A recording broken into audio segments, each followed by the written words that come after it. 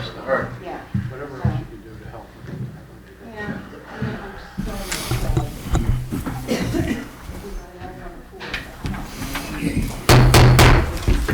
Welcome, everyone, to the February 26th Lower Southampton Township Board of Supervisors meeting. Can we all stand for the Pledge of Allegiance? I pledge allegiance to the flag of the United States of America and to the republic for which it stands, one nation, under God, indivisible, with liberty and justice for all. It's great to see everyone out there tonight. I'd just like to announce first off that our normal township solicitor, Mr. Dillon, won't be here tonight, and Mr. Hunt will be covering him. Mr. Hunt, always good to see you, sir. Thank you. The Board of Supervisors held an executive session at 5:30 where we had discussed personnel. The Board of Supervisors also held a workshop at 6:35 where we had gone over quite a few different things. We had met Miss Mason, the director of the library. She came in and gave us some terrific updates, some exciting news from the library. Mr. Coppins spoke about the speed hump program that hopefully we will be moving forward with on Harding Avenue. Mr. Italia, our zoning director, gave us an update on the town center ordinance. Mr. Mulholland spoke about the courts over on the Dolphin Municipal Park, where we're going to be redoing the courts, redoing the tennis courts, we'll be adding pickleball courts, and we will also be doing the basketball courts over again. Mr. Everett spoke about a Green Light Go grant that we will be applying for. Mr. Ryan spoke about collection fees for delinquent accounts. Mr. Coppins also spoke about the Public Works Department being out by Clover Lane doing pothole repair and possibly purchasing flashing solar stop signs in the future. And our chief of police, and I want everybody to pay attention to this one, not everybody knows, but the Brownsville Road Bridge is going to be closing shortly. It's supposed to be, I believe it was an 18-month project. So everybody, we will all be feeling a little pain with that bridge being closed for such a long period of time. Please, we'll have to deal with it like everybody has to, but the bridge is supposed to be closed, I believe, starting April 1st. Now, I believe Mr. Gaudo said April. Yeah. So with that said, at this time, I'm going to open the floor to public comment. As always, name, address, please put your name in the log, 3 minutes, but before we start public comment, I know that there's people out in the crowd tonight that want to speak about line item 2. We want to hear your comments. We will hear your comments. How this goes is that the applicant will come up, they go first, the board at that time will ask questions if they choose to, and then we will absolutely bring anybody from the crowd up to come. So you don't have to come up at public comment, just come up when we get to you guys, but I promise anybody who wants to come up will be allowed to. Okay, so at that time, anybody who would like to speak for non-agenda items, love to hear you. Hello, everybody. My name is Glenn Stevens. I live at 345 East Merle Avenue. And it is at that location where that man, see, I'm up next to the chief. I'm next to the chief there. That corrupt zoning official conspired with my neighbor to victimize me.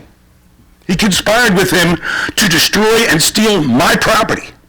He had no right to do that. If Mr. Dillon was here, he could confirm that. He had no right to do it, and he did it anyway. I would like to know why, very much.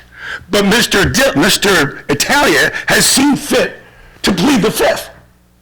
I saw on the news today that since Trump was elected, he answered over 1,000 questions. During the same period of time, Mr. Biden only answered 141. I've been coming here for 14 months, and he refuses to answer a question. Just 2 weeks ago, I was asking Mr. Italia what happened when he threatened me with a lawsuit, and he lied. You lied, sir. No one ever came to my door. Why did your attorney, who did he file with? I checked with Doylestown, I checked with Pendel, he didn't file with anybody. If it was a Valentine's card, he didn't need to be signed for. I'm here every Wednesday. Have him bring it here. I would love to have it. I was anxiously awaiting it. Why? Because right here, in this place, is the only place where you would be allowed to plead the fifth, Mike. Every place else, they would demand that you answer why you committed felonies against me. Multiple felonies, Mike. And still, quiet from the guilty man. Ask yourself, use a little bit of that Donald Trump common sense. Why would anybody who's an honest person, proud of his job here, refuse to answer questions? I was an electrician for 40 years. I was a foreman for 30. I was in charge of people. If any of my people did harm to somebody else, they would not be allowed to plead the fifth. I believe it was Mr. Dillon who talked these good people. I believe 5 of these people are good. Mr. Dillon talked them into hiding the truth from you, the taxpayers who are paying his salary, who is not a taxpayer, to do horrible things. Now, I don't know how many times Mike Italia had done this to other people before I got here. How many other people said, oh, I guess you can't fight City Hall. I guess Mike has the power of God, and I will just tuck my tail between my legs and accept his unreasonable, horrific, freaking rulings. Mr. Stevens, 3 minutes up? can you answer me, have you gone to the Bucks County DA to file charges if all these accusations that you're I'm just waiting for you to making? fire him. So your only interest is coming here My every week? interest, sir, I'm sorry, I interrupted. Go ahead. Can I finish? So your only interest here is coming and making a public display, which you're allowed to do, and I support your right to do so. But you've, week after week after week, you continually make these accusations, which I'm not done yet. You lied. Give you 2 time. weeks ago, you All right, sat there and made all up right. stories about me and lied. So he's a liar. That man is a liar. Which was internally investigated. Mr. Stevens, please. Right. Calm down, Which we please. internally investigated, had our lawyer do, says. Did you look for the Stop. I only get 3 minutes, sir. That there, I'll be quick, that we substantiate, weren't substantiated, excuse me. So you still feel the same way you feel, and you're entitled to that, and that's great. It's a fact. Right, okay. So the only way, you've got 2 goals here. You can either continue to do what you're doing, okay, or you can go to the Bucks County DA and file a complaint. So you've been here for 14 months. The board hasn't given you any indication that it's going to change its opinion on the matter. So if you want to continue to come, I'll gladly sit here and listen. And I write your name down every time and your address, right when I do. But if you want resolution, at this point, based upon your accusations, the only place you're going to get it is from the Bucks County, the Bucks County DA's office. I think resolution is coming past. What I'm here is to save the rest of the taxpayers from being attacked by Mike Italia needlessly. That's what I'm trying to do. I don't know, like I said, I don't know how many people he abused. That's your right. I don't know how many people he abused before this. You remember, sir, Mr. Dillon multiple times stating that he did not have the authority to have my property destroyed. Do you not remember that? Mr. Dillon said it the first time I was here, and he confirmed it a couple of months ago. Mike Italia does not have the authority to allow my neighbor. We gave you, we're at 5 minutes so far, because I know Mr. Peritano did some speaking, but thank you very much. Thank you, sir. Anybody else tonight for public comment? State your name, your address, put it in the book. Hello, Mr. Chrysanthus, how are you, sir? Had better days. Don't get old, it sucks. Pardon my language. My name's Frank Chrysanthus. I live at 301 Heights Lane. My concern is on Central Avenue from Street Road toward Heights Lane. The lane in front, next to the Sunoco station, is 1 lane, and it's 2 lanes going toward Street Road. At the intersection at Hampton, it's 1 lane on the left and 1 lane on the right. What happens is at school time, there are multiple times I've almost been hit because they take up both lanes past the intersection when it's 1 lane on the other side of Hampton Drive on Central. And a simple solution does be paint a line on that, because the road, Central Avenue, is 3 lanes wide. There's parking on the right-hand side, and so that means 1 lane and 1 lane on the left. But the kids or the people who drive from the school, they tend to like take up 2 lanes past that intersection. So make things clear, you know, it would just seems to just finish the line to Hampton and maybe draw another line for a little ways. So it's indicated that you need to stay on your side of the road rather than both sides. Because there was an accident there the other day. I don't think it had anything to do with the lane situation, but it's a very dangerous situation. I drive a very small car, yeah, so I'm always afraid of getting hit. And it's there's multiple times, I've lived here for a while, there's multiple times that it's very, very dangerous. Is anything can be done about that? Mr. Chrysanthus, we appreciate you bringing this concern to us. I don't see why maybe Mr. Coppins and the chief could look into possibly finding a resolution. I'm not sure if there is a possible resolution, but we'd have to have our professionals up there speak about it and report back to us. Is that fair enough? I'll check it out. All right, fair enough. We appreciate that. Thank you. Thank you. Thank you. Anybody else tonight for public comment? All right, seeing none, we will move on to the consent agenda. Line 1A, approval of minutes, February 12th, 2025. B, approval of accounts payable, February 26th, 2025. And C, approval of certain recurring monthly bills, February 26th, 2025. Do we have a motion? Mr. Chairman, I make a motion we adopt the consent agenda for February 26, 2025. All right, thank you much, Mr. Castle. Do we have a second? Second. Thank you, Mrs. Bowman. Any discussion from the board? Seeing none, all in favor? Aye. Opposed? Abstentions? Motion carries.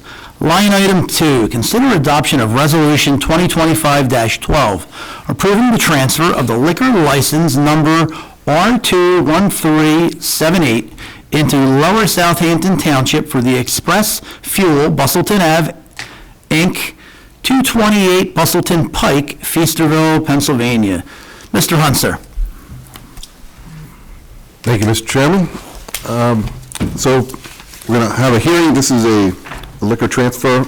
As the chairman has said, this is a liquor transfer into the, an intra-municipal one into the township, and we're going to have a hearing on it tonight. So at this point, if the applicant and council, if you wish to come up.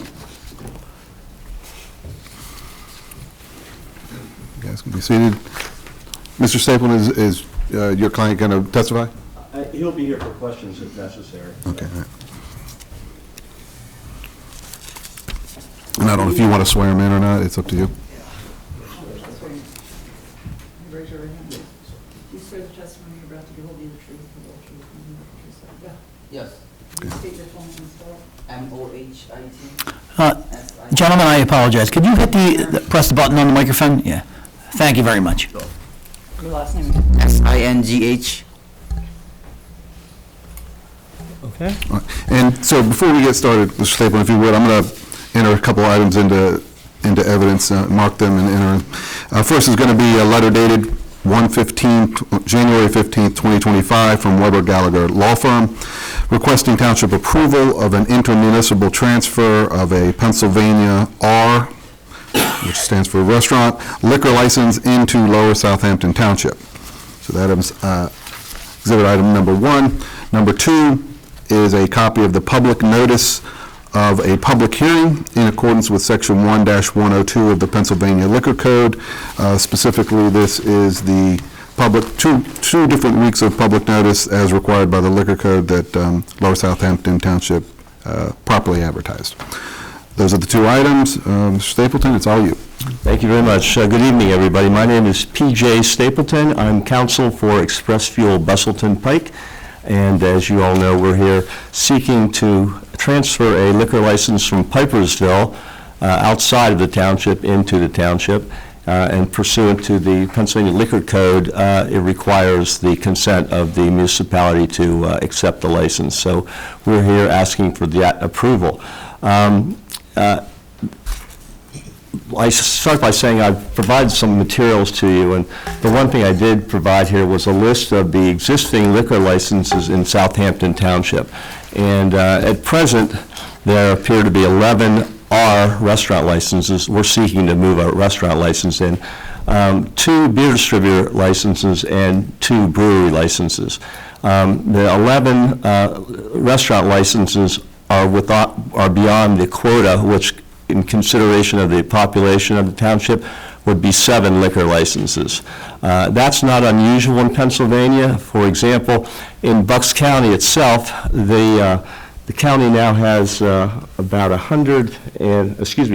362 licenses in the county, and the quota is 208. Also, to put that in perspective, the municipality of King of Prussia, Pennsylvania, Montgomery County, has at present 54 licenses, and they have a quota of 9. So it's not unusual that we see situations where we're attempting to move licenses from one municipality to another. That's something that's about 15 years ago, the Pennsylvania Liquor Control Board allowed to happen. It used to be that once you had a quota in a particular municipality, that was it.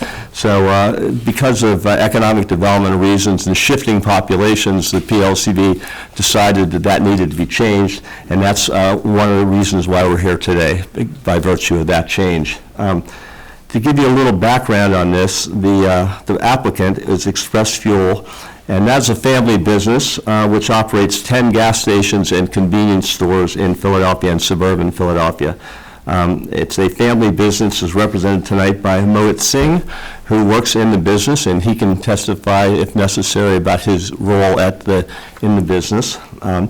The Express Fuel family folks purchased the 228 Bustleton Pike location about 8 or 9 months ago, and since that time have made significant investments in the property. They have cleaned the property up, they've painted the property, they put new gas pumps on the property. But one of the things that was of interest to them was that when they purchased the property, there was a rather large area where the mechanics would be able to do work at the gas station. That business is very difficult from an economics perspective, and they are not able to sustain that type of business where they have 3 stalls with mechanics, because there just isn't the business for it anymore. They would like to transform that into a restaurant area, which will be primarily for takeout and in-house dining. So that's the concept. The conversion is for a 35-seat restaurant, and that restaurant will have takeaway and in-house dining, and feature an international foods and hot and cold buffet and sandwiches. We included a photo in the packet that shows the type of buffet situation that they're looking to install to take care of the food component at that location. The location also, we show in the packet, we show a picture of the existing facade as it is today with a proposed facade renovation, which will be a vast improvement to the appearance of the building. And the garage doors will be taken out. There will be a glass front will be installed with 2 doors at the central area to enter the restaurant. If we look at the existing floor plan, it shows the mechanic garage that is to be converted. The rest of the building will be the same. They will continue to operate a small convenience store on the location, but the majority of the building will be committed now to a restaurant as opposed to a mechanic's garage. It's also important to note that there are no structural changes to the outside of the building. The square footage remains exactly the same that is at present. And if you look at the proposed floor plan, you'll see that that area, which was the mechanics area, is the new dining room. There's a checkout area, and along the back wall, it says a buffet table. And I showed you the picture earlier of the type of international foods buffet that's planned for the operation. That will be where the buffet is. To the far right in that photo, or that drawing, is the beverage cooler. There will be the only alcohol that will be sold at the location, unlike the fact that if they have a R license, they're entitled to sell spirits, wine, and beer. This will be primarily beer, and in some cases, canned cocktails, which the Pennsylvania Liquor Control Board just allowed restaurants the opportunity to sell approximately 3 months ago. So Again, the area in the middle will be seating for at least 35 people, and there's a kitchen area, a utility storage area, restrooms, one of them ADA compliant. So we're confident that the changes to the structure from the outside will be a big plus for the township, and we think this will serve a need in the township. As we noted earlier, there are only 11 licensees in the township, and this will be very similar to the Giants Food use of their license, as well as the Bell's Market use of their license, although we will not be selling wine to go as they are. So it will be primarily beer takeout, and as required by Pennsylvania law, that's limited to 2 6-packs per person. So that is the focus of the actual need for the liquor license, which is takeout beer. The restaurant itself will not have a bar in it. And the customers that choose to dine in at the restaurant will be limited to 2 beers as they dine at the restaurant. There will be no draft beer served at the restaurant, and there will be no outside dining. The 6-pack sales, again, are limited by Pennsylvania law, which is 2 per person, and there will be a committed and full-time PLCB ramp certified manager for the operation. All of the employees who will be working at the facility will be ramp certified, and they will institute a 100% carding policy. So even elderly folks like myself are going to get carded because that's going to be the policy. The hours of an operation are anticipated to be sometime mid-morning to no later than 10 p.m. at night, and all of the purchasing of alcohol products will be consistent with PLCB regulations, of course, that govern our licensees. The property also, I think on one of the last diagrams, shows that there will be 15 parking spaces available to customers that are coming to the restaurant. And I believe that is the basis of our request. It's rather simple. As I said before, it's very similar to the Giant Foods and Bell's Market use of their license. It's also very consistent with what we see with Wawa in this part of the state, Sheetz in the rest of the state, that providing convenience primarily for takeout beer sales. And that's what the focus of this request is, that it will be primarily take out beer sales and limited sales within the restaurant, again, limited to 2 beers per consumer. So at this point, we would be happy to answer any questions you might have about the proposed operation, the transfer of the license, et cetera, et cetera. Okay, thank you, Mr. Stapleton, I appreciate that. I have a couple questions for I'm going to hand this over to any of the board members who might have questions as well. Just to fill in a few background things. First of all, you said this is a family business. Does the family business currently have a similar restaurant business? They do not, but we are now in the process of purchasing a license in Elkins Park for the same purpose. For a similar type of situation? Okay. Would the alcohol food ratio be applicable in this case? Are you going to need to have a balance? Well, under the R license, the PLCB has not taken the position that it used to be 40%. They have not taken the position that's applicable anymore. Right. That's actually something that went to the wayside when I was the chairman of the PLCB, so it's not really a concern at this point. Then, as the sort of continuation of that, then you're stating that they're not intending to sell draft beer or sell anything more than 2. They would be permitted to if they wanted to, couldn't they? They would, but there's actually no reason to do that in the business model, given the fact that it's primarily a takeout business. If someone wants to have a couple beers, they will sell them canned beers from the coolers. Okay. And the last question I have before I turn it open to the board, you had mentioned that there's currently, I think, 2 restrooms are currently there? Is that? Yes. All right. And you're saying one of them is ADA compliant currently? Yes, and they're not going to be male, female, they're just going to be available, with a lock-off. Unisex or whatever you call it, okay. All right, at this time, let's see if some of the board members would like to have questions for the applicant. Absolutely, I have a couple. I didn't hear anything about the gas pumps. Do you plan on keeping the gas pumps? Do you plan on getting rid of them? The gas pumps will continue to be operational. Okay. Did I hear 35 seats in the restaurant? Yes, Okay.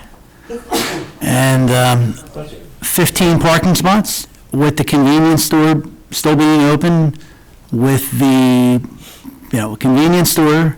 right. You plan on keeping the gaming machines, tobacco products, things like that? All that planned? The gaming, or I'm not sure about the gaming products, but I think that the focus will be on a small convenience store situation. Right, which you currently have. Right. I was stopped in there the other day. I wanted to lay eyes on the property myself, too. But, I'll let my other board members ask some more questions. Mr. Chairman, I'll jump in here. Absolutely. Good evening, Mr. Stapleton. Does the PLC prohibit draft beer, or does your client say he will not sell draft beer? Our client says they will not sell it. Okay. And is that able to change 24 hours after an approval was granted? It would be, it's up to the board. I mean, we're coming here to tell you that we will not be serving draft beer. There's absolutely no reason for us to do it in this type of configuration. I know that, and we also could have the right to sell wine and cocktails, make a cocktail there. We're not planning to do that. Again, it's not part of the business plan. The business plan is to have a buffet food service and with takeout beer. If someone wants to buy a beer to have it with their meal, they can do that. If your client sold the business, the new proprietor coming in, he could perform all those services? It's an R license. They would be able to do whatever our license is allowed to do. Okay. And I want to go back to the question about parking. How many employees would your client expect to have working? But we will have a full-time manager and probably one staffer because it's mostly a takeout business. So it would add a few employees to the present situation, probably 5. 5 employees? Mm-hmm. How many working on a Friday night? 2. It's busy. Just 2? Mm-hmm. Okay. That's all I have. Any of my other colleagues like to ask a question? If you didn't serve alcohol there, would you still be having the restaurant regardless? That's a question for me. I'm not sure the answer, so I'll let Mo take that one. Probably yes. Yes, we would want a restaurant regardless of getting the beer or not. That's just an extra addition that we're looking to get. It's unused space at this point, so it'd probably be smart to do that. Thank you.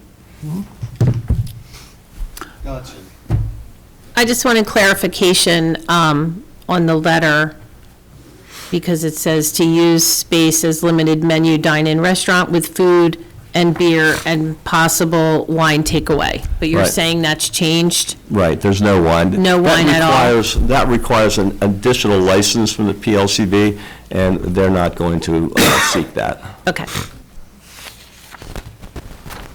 My first question is actually to our solicitor.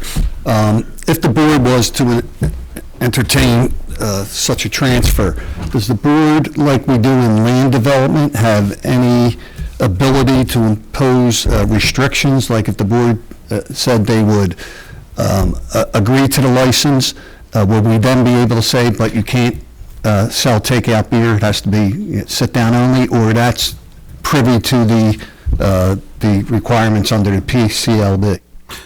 Well, the way the liquor code is laid out, the applicant has to come here for the intermunicipal approval, the approval for it to come into this municipality. After that, it's going to still be an application process to the Liquor Control Board. So the short answer to that, as with regards to what they're going to be selling, it's a R license they would be able to sell. You're not going to be able to restrict that they can legally sell under the R license. Right. Yeah, that could be something that could be discussed at the time of the Liquor Control Board. You would still have a right to object to the transfer. You stated that your client bought the business approximately 9 months ago and doesn't feel that the automotive repair service part of it was a viable business model. How long did you operate it as an automotive service center before you decided it wasn't a viable model for you? You never did. You never operated. No, we never operated it. You never operated, so it's just your opinion purchasing this facility that you always wanted to change it when you purchased it. You didn't buy it to operate it as an automotive service facility. It was your goal to change it to a different format. That's right. Okay. What would bind you to your statements of policy here, if you were granted the transfer of the license, that once your business model, because all businesses change, once your business model changed, your business operations would change as far as the restrictions that you state you would observe if you would have access to a liquor license? Other than, making commitments to you at this point under oath, there aren't any other. There's no legally way to bind you to those conditions. One of the problems with that, with the issue of a conditional licensing agreement, is that liquor licenses, and this is to the point of someone asked me earlier about this, not here, but will this transfer somehow lessen the value of an existing license for the people that are presently operating in the township? The going rate for a liquor license in Bucks County is anywhere from $350,000 to $400,000. Okay, so it will not diminish the value of any of the existing licenses. I didn't ask if it was diminishing the value. I'm getting to that. My point is, the point I made is what I want you to address. If you state this is going to be our policy, okay? He starts in business, or his company starts in business, and maybe they're 3 months in, they're 4 months in, they're 5 months in, and they realize restricting sales is not working. We have to expand what we're going to allow people to purchase. Wouldn't exceed what the license statutory terms are, but would change between what he told us and us granting him the license and what the business is practicing. That's what I want to know. So again, that could be a conditional licensing agreement. The problem with that is it devalues a license dramatically, okay? So the answer is he would then modify his policy of operations in order to maintain his business, and he would not enter into a conditional license agreement. If there's a way to enter into an agreement that binds Express Fuel Bustleton Pike Inc. to that, we would definitely be willing to have that discussion. But then as soon as someone would sell the license, transfer the license, or they change business names, they could then forego the conditional uses that they observed. They can't. That's the problem. A conditional license agreement has to be approved by the Pennsylvania Liquor Control Board. Okay. That then stays with the license. Okay, so whereas an E license, if one were available, okay, is worth $100,000, that would devalue this license to that value. So it's a problem. But is that our concern? What's that? Is that our concern? That we devalue the license? No, it's not, because it's this client that's paying. Concerned. Okay, I just want to make sure what your position is. Yeah, no, I'm just saying that we're happy to have a discussion if we can all reach some sort of accommodation, and the PLCB agrees to it, that it does not apply to the next owner. So would we have to grant the transfer before the PLC could agree to those conditions? Or you couldn't bring the license, you couldn't get the license preconditioned before we approve you bringing it in? We can't even apply for the license Right. until we get this approval. Yeah, this right? is- Okay. So after we get this, if you were to give us this approval, Right. then the next step is we'd file an application.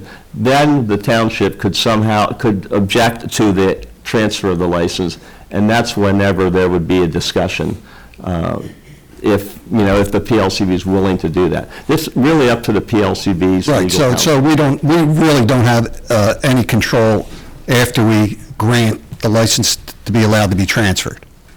No, you do. And where, Because you can object to the you can grant this motion to bring it into the township, and then, once there's no application right now. Okay. Once there's an application filed, anybody can file an objection, right, including the township. okay, thank you. Mrs. Bowman, you have a couple questions, and I'll follow up with you after that. I know you said the intention of the dining room was going to hold 35 people? Yes, Okay. What's the total occupancy of this dining area? 40. Total occupancy? Mike? It would depend on the square footage and the number of tables, and whether they're concentrated or unconcentrated tables and chairs. The way it's set up is there are now 9 four-tops in that space. Okay. And are you planning on hosting or holding any events at this location? No. So there would be no party rentals, no events? No. Okay, thank you. All right, I have a question. Your food prep location, would it be on site? Yes. Okay, There's a kitchen to the left side of the diagram. so you're going to have one person running the restaurant, that's including the cook, the cashier, the server, I mean, There's no I know a little bit about the restaurant business. No tables. It seems like you're really cutting yourself short with that. No table service. Everything will be as a takeout, whether you dine in or not. You'll go through the line and pay, and then so there's no actual table service. There'll be there'll be 2 people there basically, at least 2 people, maybe 3 if it's busy, but 2 would be the ideal, which is operation of the kitchen and the cleaning up. The other person would be cleaning up the facility. All right. Mr. Italian, I would like to hear from you, sir, with, any comments or concerns, questions that you might have too. Yeah, so I mean, it really involves the use and the off-street parking. So when you applied for a UNO in May 14th of '24, you declared that you had 20 parking spots. You're now presenting a proposed 15 parking spots, however, that makes you fall short. The restaurant use, based off of the square footage, will require 8 spots.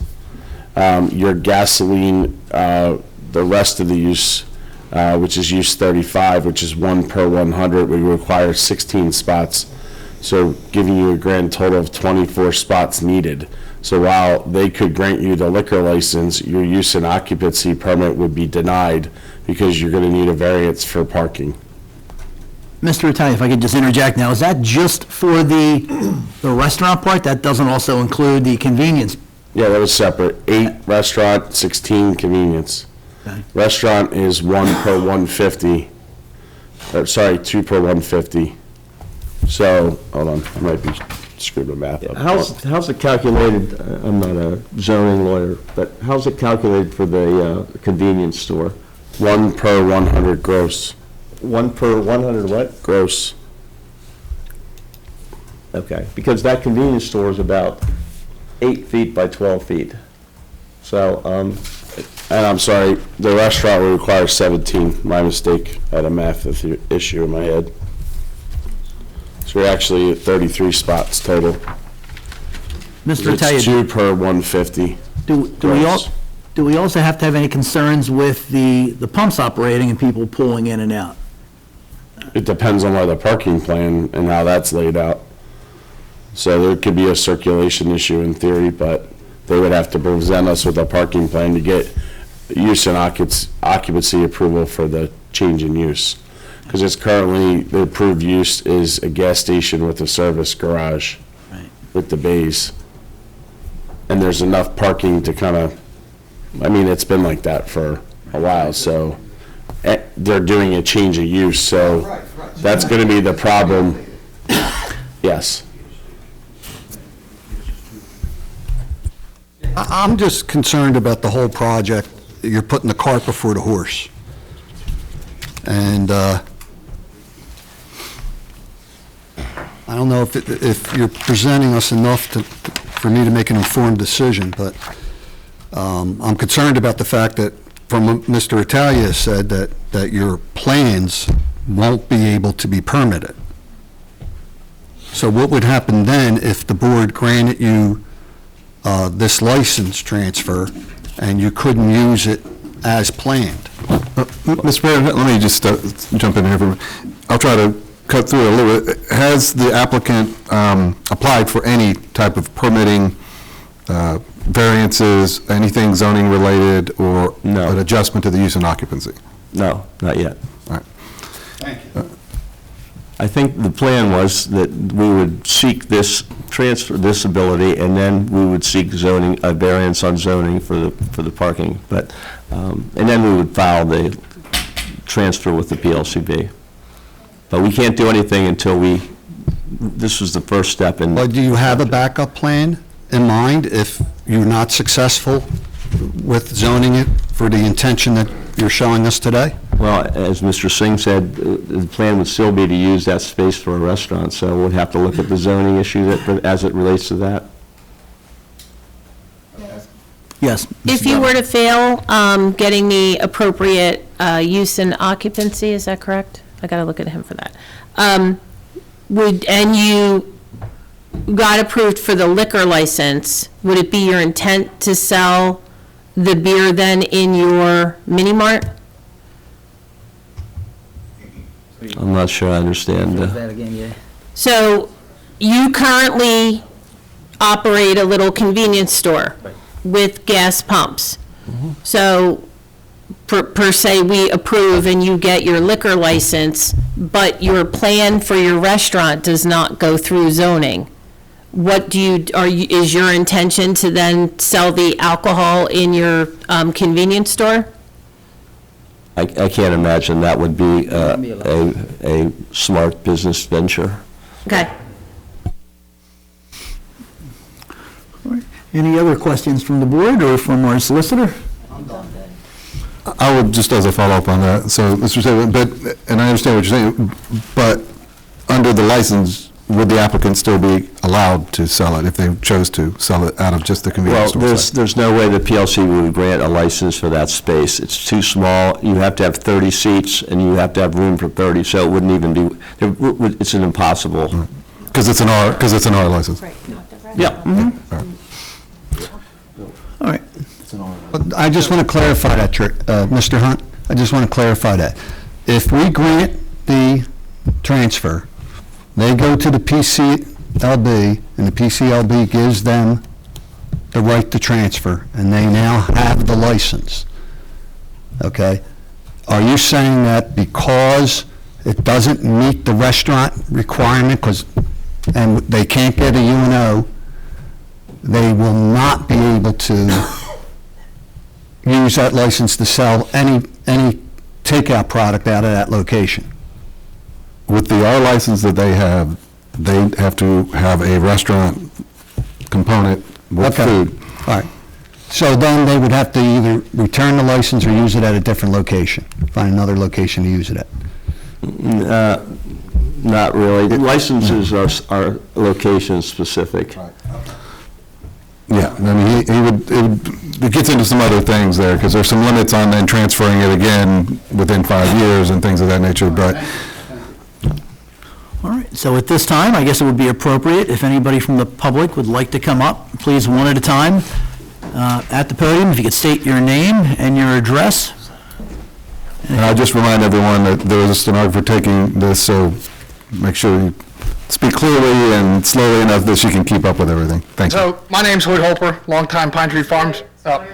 Hoyt, H-O-Y-T, H-O-E-L-P-E-R. I live at 110 Brookside Drive, Feasterville. I live in the neighborhood directly behind this establishment. I just would like to open with, I'm completely opposed to this development. I think it's pretty clear that this is, I mean, I have a hard time not laughing at some of that. Anybody that's intimately familiar with this establishment knows that the amount of parking spaces they require, it's not going to happen. It's a tiny place. It's a little gas station. It's not going to be a restaurant. I've been in and out of that space my entire life. The back is dirty. I mean, yeah, they can clean it up, but at its heart, it's still a gas station. It doesn't really have the room to have cars in and out. I had to change a little bit of what I was going to say upon the proposal. The other thing I noticed, per section 9-5901 on the prohibition on certain gaming and skill-based devices, which took effect January 1st, 2025 in Pennsylvania, except at locations identified in the subsection 2C below, it's unlawful to operate a gambling or skill-based cash payout device or to allow the operation of such a device at a business or location, except at these exceptions. The license. Let me pause. You're killing the stenographer over here. Just slow down. Sorry, Slow down. Slow down. Slow it down just a little bit, please. Sorry. Yeah, you're not under time. I thought it was a 3 minutes. Yeah, all right. Thank you. That's all. My apologies. So one of the exceptions is a licensed facility is authorized and defined in the PA Racehorse and Development Gaming Act, or a location with a valid Commonwealth liquor license and has the ability that has 30 seats or more. That's why they went with 35 seats. They have no intention of really running a restaurant out of it. They want to get the license in here so they can sell cheap takeout beer to our township. The other thing I might add, sorry, too fast, is that they're already in violation of the law. I went in the building today. I looked at their machines. They have operating skill machines. I asked the man if he had a gaming license and could I please see it so I can inspect it. He didn't know what I was talking about and said he was unaware of any gaming license at this location. So a business that's already running afoul of our rules and regulations is expected to be trusted to operate in good faith? I don't think so. The other thing is this township, I drive up and down the boulevard, up and down Bustleton. Over the years, it was a very clear delineation between Philadelphia City and Bucks County. It was markedly nicer when you came into our township. Now, as I drive up and down Bustleton, it's damn near impossible to tell the difference. We look just like Philadelphia. Feasterville is becoming a disgrace. This township, the Board of Supervisors tends to rule purely pro-business. I would ask that the township and the supervisors please try to look out for the residents. We just see an uptake in trash, crime, vagrants wandering up and down the streets. People are unfriendly. We have tenement housing going in above what used to be Sketchley's Bakery. There's all kinds of nefarious characters that even when you ask them a simple question, like, could you please move your car off of our commercial property? They come out and call you a bitch, tell you to move, that you have no right to ask them to move their car. I think that this kind of, do we want to be a township that has businesses that provide services and values to the community and people that really care? Or do we want to be a township that is just vape shops, cheap beer, and cigarette outlets? I ask that the township just please, yeah. And I would also like to, I think it's quite ridiculous to draw a comparison between the liquor license usage in a grocery store, such as Bell's Market or Giant or Acme, and a gas station. At its heart, it's still a gas station and a convenience store. So I just ask that, I implore that the township advisors please try to vote with the township and the residents and the people that live here instead of being purely pro-business. Thank you. Thank you very much. We appreciate that. Anybody else tonight? Of course. Absolutely. Hello, Mrs. Roscoe. Hello, dear.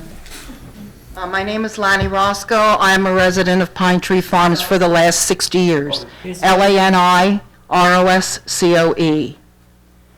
I'm sorry that this is the first I've heard about it. I heard about it just this morning, but I did make a concerted effort to call people that advertise in our local neighborhood newspaper that we put out that advertise, and I've made so many phone calls to all the people that have businesses along Bustleton, and none are in favor of anything that serves takeout liquor. We have enough, as the lawyer here stated, we have enough places in Feasterville that provide the ability to get takeout beer. We have a lovely beer store right there behind the other Uzbekistan or whatever stand it was on Bustleton in the shopping center. There's a beer store that's been there forever. That man still needs business. We have the food stores that provide beer. Granted, the state store doesn't provide beer, but they have everything else you need. Do we need another restaurant? I don't know. We have one at Woodland and Bustleton that after the weekend, the trash all over is horrendous. They have built an area outside with lights to entertain outside at night. That's not good for our neighborhood. The people in the neighborhood do not want this. And we were not consulted. Nobody went to the president of our association, who sits here every week, to say, is this something that the neighborhood would be agreeable to? Once you make an agreement with somebody down the road, those agreements are gone. Proof positive, the cemetery that's behind my house, and you all know how I feel about that. This can happen again. An agreement's made now. You guys aren't in office anymore. You people aren't in office. I'm dead. But the people that live on end up still with the problem. Do we need this? Now, here's another thing to think about. That was a gas station forever. The Finellis, was it Finelli that owned it? Farina. Farina owned it for years and years, and they moved up to 413 someplace above Wrightstown. But that was a gas station. There's all kinds of chemicals in there. Who's going to dig that stuff up, get rid of it, but they're going to serve food in there? I don't think so. I wouldn't want to eat there, and I would be a neighbor. It's not something that's conducive to me to good public health if you're going to serve food in there and prepare it there. It doesn't make sense. Think long and hard. We do not need another liquor license in Feasterville. As Hoyt said, we've got enough tobacco shops. We've already got 11 licenses and places to get beer. People want to get, and the people don't want it. We don't need it. Think of the neighborhood. That's, anything else I should say? Please, help me now. Help you now. No, it's just not a good idea. Thank you, Mr. Roscoe. Anybody else tonight?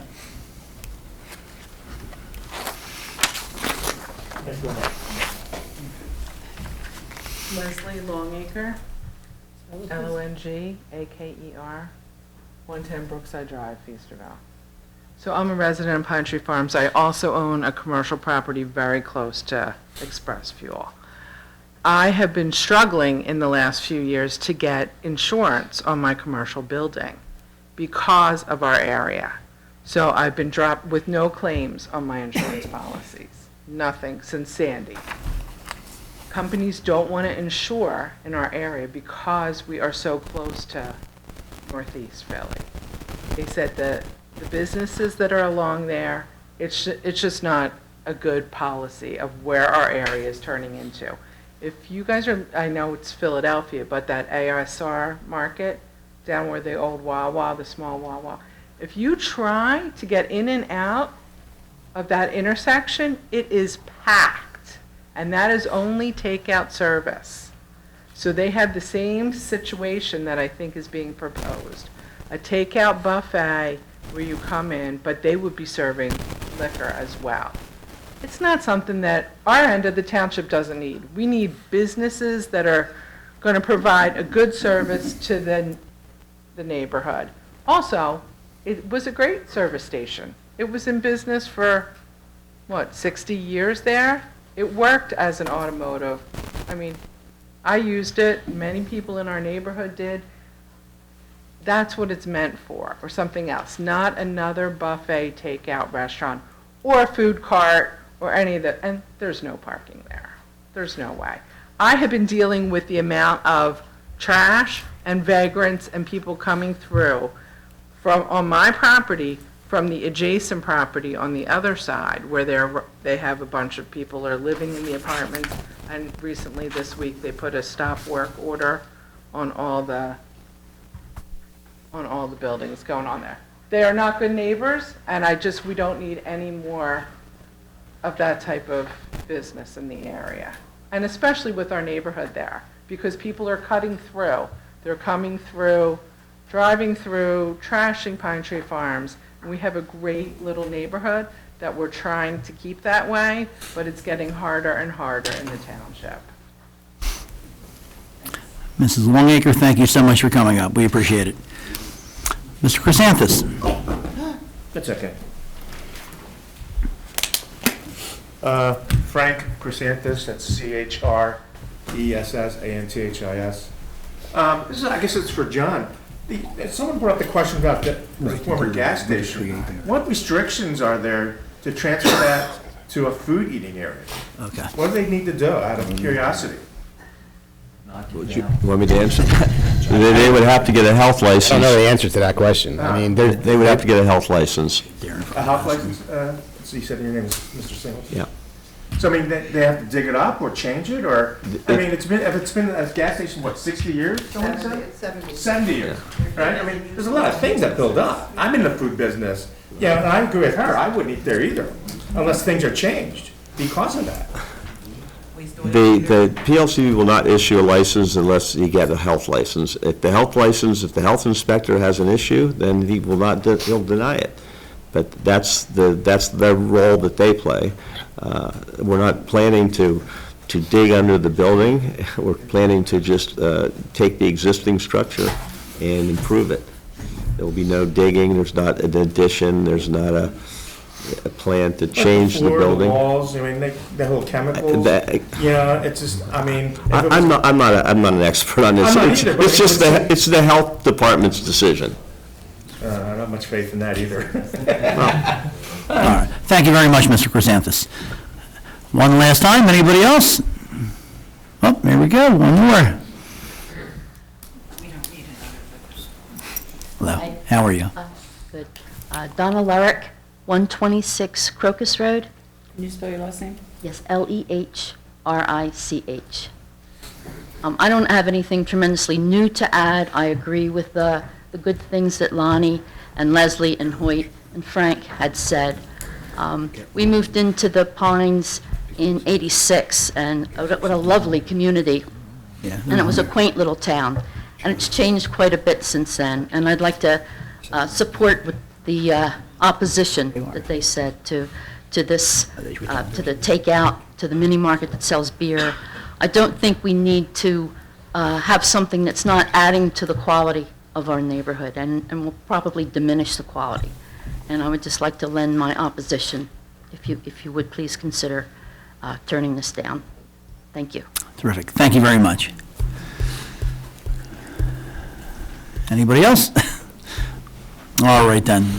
Mr. Hunt? Thank you, Mr. Chairman. Mr. Stapleton, if I don't know if you have a closing or anything that you'd like to add to the end of this. If not, I would assume that you would want to identify and then mark Exhibit 3. Correct. Which I have as an 11-page bound applicant packet with application letter, PLCB printout with the township licensees, a proposed site plans and proposed images, and lastly, a proposed approval resolution. Is that your exhibit? Yes, please.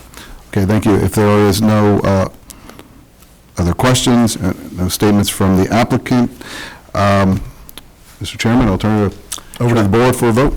Absolutely. So at this time, I think we have option A, to adopt resolution, or a motion to deny the resolution. I don't know if any of my board members would like to throw out a motion. If not, I'd be glad to. Mr. Chairman, I'd like to make a motion to deny the transfer of the liquor license. All right, so the motion would read to deny the transfer of the liquor license number R21378 in Lower Southampton Township for Express Fuel, Bustleton Pike, Inc., 228 Bustleton Pike, Feasterville, PA. That motion was made by Supervisor Bowman. Do we have a second? Second by Mr. Castle. Any discussion from the board? Seeing none, all in favor? Aye. Opposed? Abstentions? Motion carries to deny 5-1. Thank you very much. And by the way, I would just like to thank our stenographer tonight, I believe Mrs. Browndorf. Thank you so much for coming tonight and filling in. We appreciate it. And thank you for the public for coming. Fast fingers, yes. Thank you. All right. As of now, we will move on to line item 3. Consider authorizing the township manager to sign the property access agreement for the municipal right-of-way at 190 West Street Road. Mr. Everett, sir. Thank you, Board Chair. This is for a property access agreement at 190 West Street Road. This is an existing gas station. There was contamination that was in the past at the site. DEP requires that the monitoring wells be installed at the site, and then the site to be monitored quarterly until DEP finds it acceptable. The agreement in front of you is to allow the applicant to access the monitoring wells that are within the township right away. All right. One question I have, I don't see there being any type of cost to the township with this? There is no cost. The sampling data will be provided to the township, and it's submitted to DEP for approval. All right then. Yes. In front of us, no, on this agreement. All right. So the motion would read to authorize the township manager to sign the property access agreement for the municipal right-of-way at 190 West Street Road. Do we have a motion? I'll make that motion. Thank you, Mr. Peritano. Do we have a second? Second. Thank you, Ms. Bowman. Any discussion from the board? I have a comment, Mr. Chairman. Yes. I think we spoke about this 6 months ago, and maybe Mr. Gatto is alluding to this. If we have to send our engineer in to examine their data at an expense to the taxpayers, should we amend this to include and a reimbursement of any costs that the township incurs? This is an agreement between DEP and the applicant. I don't know what the township engineer would add to that. If you can want to make a stipulation of that and the applicant's favorable for that, I don't see an issue with it. I thought there was a component from the vendor that they selected that they were saying that there was some sort of reimbursement fund. You would basically be protecting the interest of the township, and if there's any contaminant issues, that your review would be paid by that fund. I think that would need to be spelled out in the resolution that the board agrees to. What's in front of you now is only an easement agreement to allow the applicant's third party to go out into the township right away to take sampling. Who currently inhabits the property? Existing gas station. Sunoco, yeah. So I think the current owner's been there about 10 years. They remediated the tanks, and now as part of that remediation, they need to perform sampling. So we could get reimbursement for this at a later date, or address that issue? You can request that, yes. Or do you think it's something, and maybe Mr. Hunt, this is something we should address to you, do you think it's something that we should put into the motion now? Well, I think Mr. Edwards was saying, this right now is just for them to go onto the property, right? Correct. And take samples. Correct. Right. And I thought, was there somewhere in there, I thought that part of the agreement is they're required to provide the analysis, right, from that? They are going to provide the analysis to the township, Right. and they're also providing it to DEP until a point that DEP finds that the monitoring and the sampling is sufficient to their requirements. Right. So DEP is sort of the backstop on this. That is correct. Right. So, if the board wants to, you're adding a step in here that I don't know that you need to, because unless you're not comfortable with the DEP being the backstop, but the township, we don't have any ability to do anything with those sample results, correct? It's simply, they have to satisfy the DEP. It's a state requirement. It's a state requirement, federal requirement, ultimately EPA. Right. But they would be required to share them with. As part of this agreement, they will be sharing those results with us. Yeah. Right. Okay. Well, with CKS, yes. Right. So what I think John's getting at is if the DEP says it's good, I don't think there's anything John could do to say that it's not. The only thing is if there's another issue, contamination issue that happens, the tanks fail and we need to go out there to do site investigation. But I think that's a separate issue than what's here. Right. I would agree with that. All right. So at this point, we have a motion, we have a second. Any further discussion? Seeing none, all in favor? Aye. Opposed? Abstentions? Motion carries. All right, moving on to line item 4, consider awarding the bid for the Richland Road sanitary sewer manhole repair. Mr. Everett, back at you again, sir. Thank you again, Board Chair. The board previously awarded a relining contract for Linwood Avenue that included the Richland sanitary sewer. As part of that work, the contractor that was awarded the contract did pipe investigation, and there was a large break in the sanitary sewer main in Richland Road. They tried to stop the flow enough to reline the pipe. The flow's too great, so the remediation to that is to replace the manhole and the section of pipe that is broken. We reached out to 4 different contractors.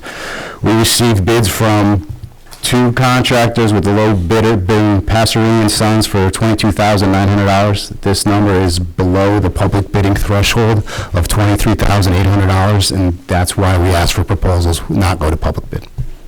All right, thank you very much, Mr. Everett. So the motion would read to award the bid for the Richland Road sanitary sewer and manhole repair project to Passerini and Sons, the lowest bidder, in the amount of $22,900. Do we have a motion? I'll make that motion. Thank you, Mr. Castle. Do we have a second? Second. Thank you, Ms. Bowman.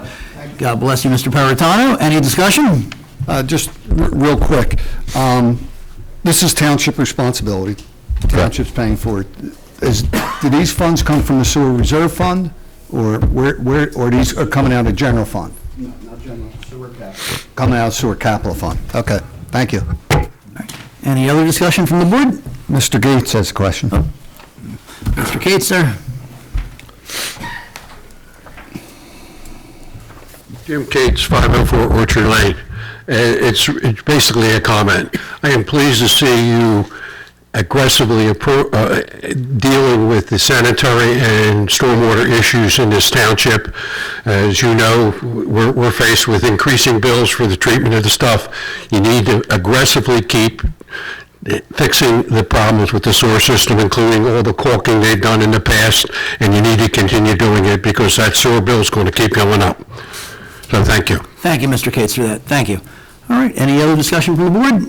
Seeing none, all in favor? Aye. Opposed? Abstentions?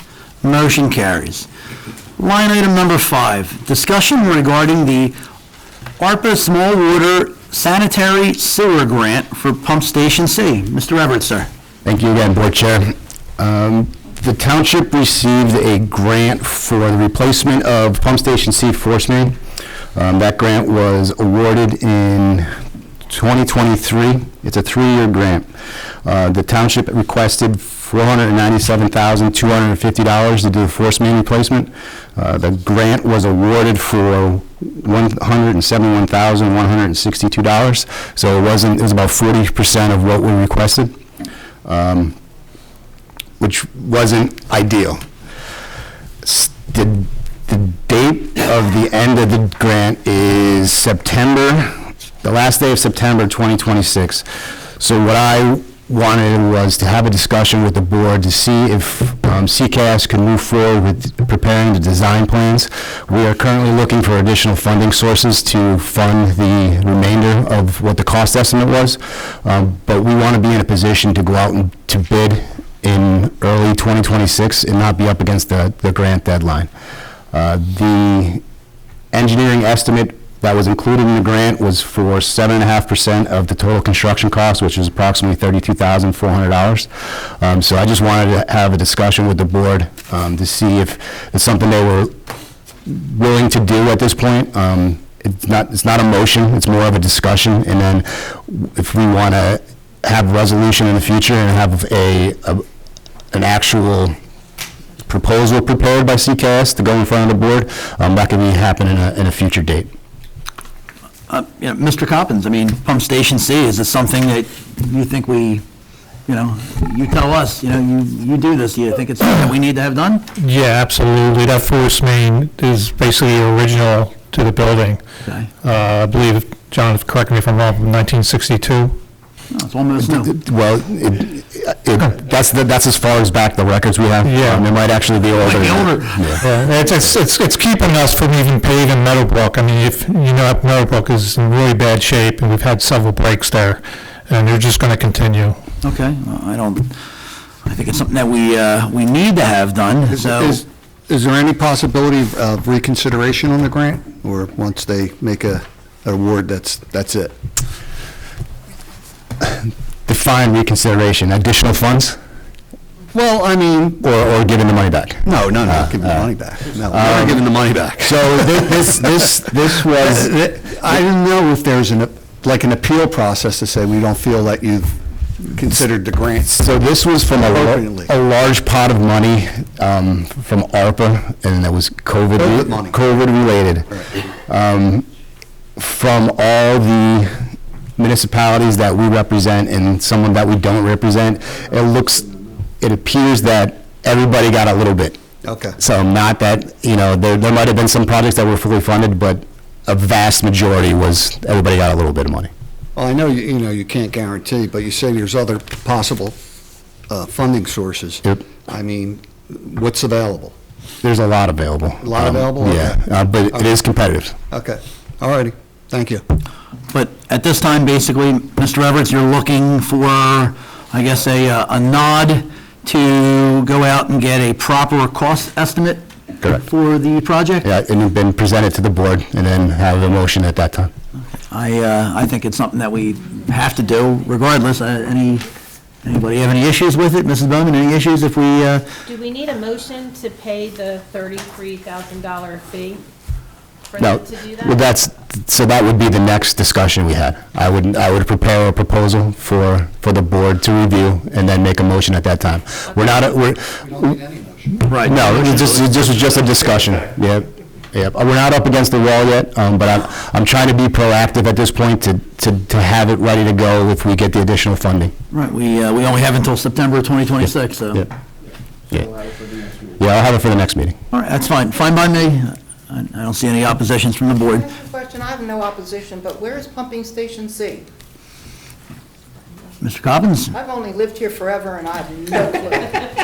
It's one block from your house. Don't tell her that. They're gonna put a buffet in there. Don't say that, right. It was around Bristol. Bristol Road in Lockwood, It's in my neighborhood. it's very close to the Assumption. Oh, okay, Yeah. all right. All right. Thank you. Welcome. All right, Mr. Everett, then you have the nod to move forward. Thank you. Thank you. All right, moving on to managers' reports. Mr. Galdo, sir.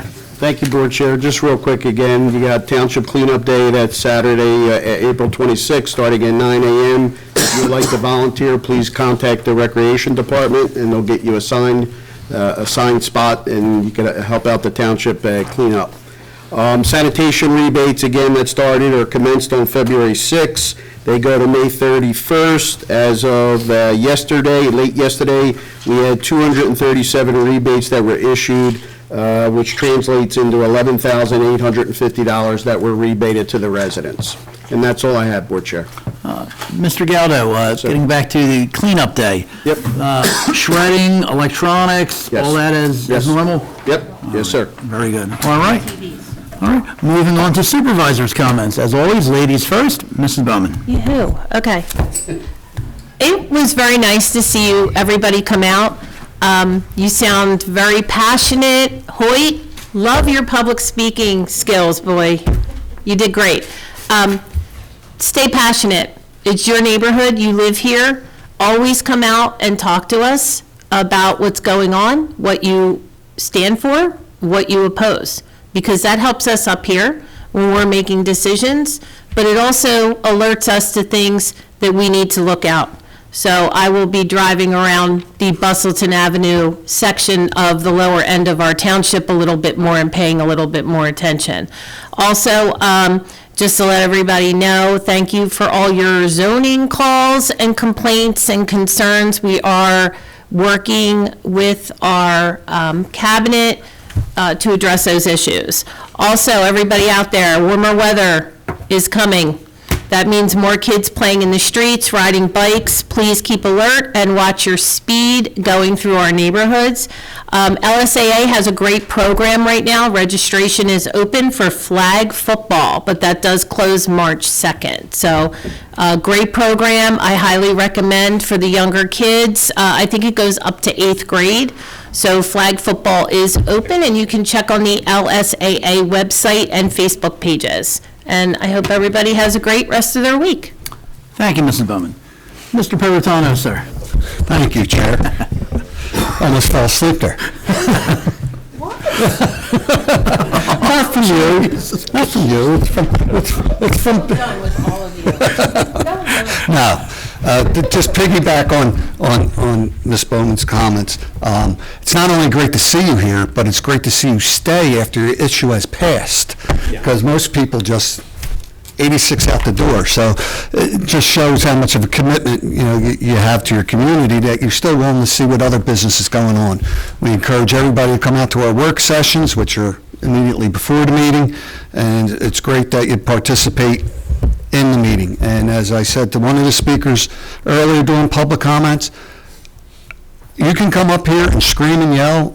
If that's what you feel you need to express, it's your 3 minutes of public time. We're still going to listen. You come up here and tell us where the deficiencies are, we're going to listen. You tell us what we're doing great, even though that never happens, but we'll listen to that too. But it's, about, being so business-centered. Business taxes are an important component to being able to keep your taxes as low as we can. We have 3 basic business centers. We have Bustleton Avenue, Bustleton Pike rather. I'm from the city. Bustleton Pike, Street Road, and Brownsville Road. They're the 3 main areas, and most of those areas around there are already zoned commercial. So if they have a property or a business that meets the code, there's pretty much not something the board can do to prevent it. But we do want to see things look better. Ms. Bowman brought up a number of times how that the lower end of Bustleton Pike needs some type of beautification. And, that is one of the goals that she's working on to see if we can bring that, and hopefully, we can start to make that change. And we will go to those businesses and say, look, you need to be more than just a business. You need to be more part of the community. So we hope to see those things develop in the future. They're not easy to do. They require dedication and hard work. And Mrs. Bowman's just the person to do it. So, other than that, thank you so much for coming out and staying and hearing from us and participating in your government. Thank you. Mr. Ottinger, sir. Nothing tonight. Nothing tonight. All righty. That's what I love about it. Mr. Many words. Vice Chair Castle. Thank you, Mr. Chairman. It's always an honor. I want to thank everyone for coming to the meeting tonight. Those that are watching from home, thank you very much. It is you who hold our feet to the fire. We're here to serve you.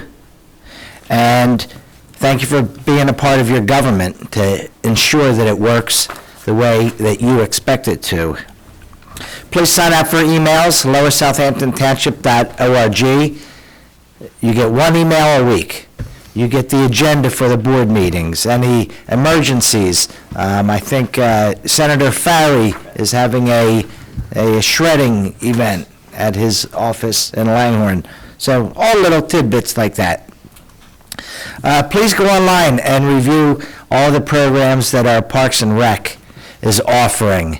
There's probably 20 different programs for young and old alike. So there's something for all of us. Playwicky Farm is getting ready for the spring season, and that'll be starting in April. So look out for that. We usually have 2,000 or 3,000 people at our opening event, so get as much information on that as you can online. Hi, Dad. My dad watches the meetings. He just turned 92. I'm grateful for that. Our next meeting is March 12th, so hopefully, most of you will come back again. Well, obviously, Mr. Castle was looking at the notes I had written down here because he said everything I was going to say tonight. So, Mr. Castle, you stole my thunder. So at this time, can we get a motion for adjournment? Aye. Motion. Second by Mr. Peritano, all in favor? Aye. Aye. Motion carries. Thank you very much, everyone.